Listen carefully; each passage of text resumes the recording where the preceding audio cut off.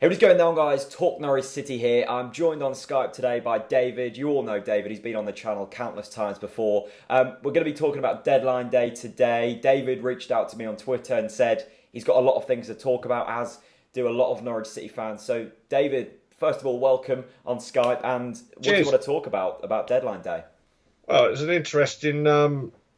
I don't understand how. Well, the first one is I found out today that we actually put a bid in for Rhodes at 10 to 11. Okay. Um, we've had since May to sort that deal out if it was going to happen. I know obviously Middlesbrough were obviously looking for another striker, etc.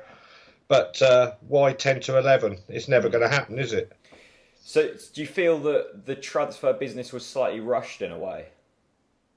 Well, I don't understand, and I understand later on today it's on Radio Norfolk. Moxey's going on Radio Norfolk, but I don't understand why all the business that Wolves had done, Yeah. Moxley followed through. In his contract, it said that we got him actually earlier because of the takeover bid. Yeah. But Wolves have actually put some really, really good players, and Moxey's been part of that. Well, I think the actual deal was that Moxey hadn't been doing any of the transfer business with Wolves. I think once they got taken over, it was a fact of Moxey had gone and he was then our man, and they dealt with everything. And Right. I also believe that Moxey was the main man who dealt with the Pritchard deal. So Moxey came in and negotiated things, but it seemed that after the Pritchard deal, I know we got Oliveira over the line, he'd struggled from then on. I mean, most Norwich City fans wanted a striker. And we did get a striker in Oliveira. It seems like we're going to be signing Marouane Chamakh But as well.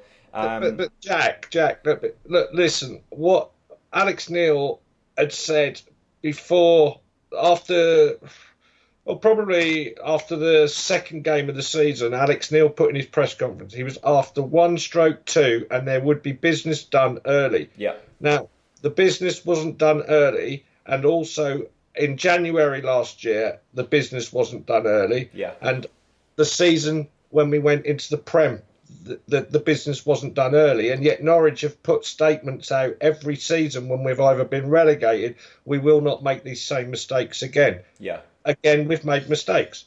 So, Surely. I mean, yeah. I'm still positive. I think that you said that Alex Neil wanted 1/2 strikers. We've got that through the door. I know they're not the quality maybe we wanted, but we've seen the likes of Aston Villa and maybe not Newcastle, but Aston Villa have spent £30 million on Jonathan Khadija and Ross McCormack. Are you telling me that you would have been happy to see Norwich City spend £30 million on them two players? I don't know whether there's people in there or people can see me going like that with my Yeah, head, but no. At the end of the day, the deal with McCormack would have turned out to be 21 million in a calendar yeah, year. That seriously is just stupid barmy money. That's the wages. yeah, The Villa have got to be very careful because they've put all their eggs in one basket, yeah, and if they don't go up, sorry, then they'll have a QPR situation on them, yeah, which is not a healthy sign as a football club. yeah, Newcastle were the same. Newcastle, okay, admittedly they have sold some players for quite a bit of money, but they've also bought players in yeah. for a lot of money. So if they don't go up, they've put their eggs in one basket. We haven't, and that's a positive thing. However, we don't seem to be shredding a lot of money out, and I want to know the reasons behind. We don't get paid the parachute payment Yeah, until I think it's October. yeah, Um, there's rumours going around that we took a loan out last season before the parachute, before we got the money for Championship. This is £1 million loan apparently that we took out, which okay. I don't understand why. And I mean, the only person that would probably know is David McNally, and he's no longer here. So, David, I suppose my question to you would be, we've talked about Aston Villa spending £30 million. You've agreed that you wouldn't want to spend that money on two strikers. I think everyone would agree with you there. I think that's extortionate money.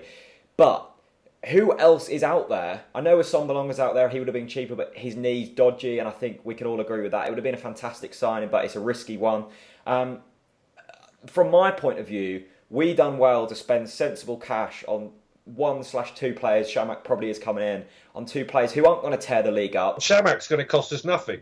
Exactly. So for all the people angry out there, I know you were very angry on deadline day. You seem to have calmed down a bit now.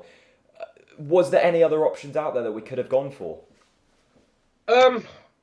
We didn't seem to be looking abroad very much. I know we got from Benfica, but when you look at certain teams have bought. I mean, Birmingham have actually spent some money as well, but not that much. Yeah, they've actually bought some.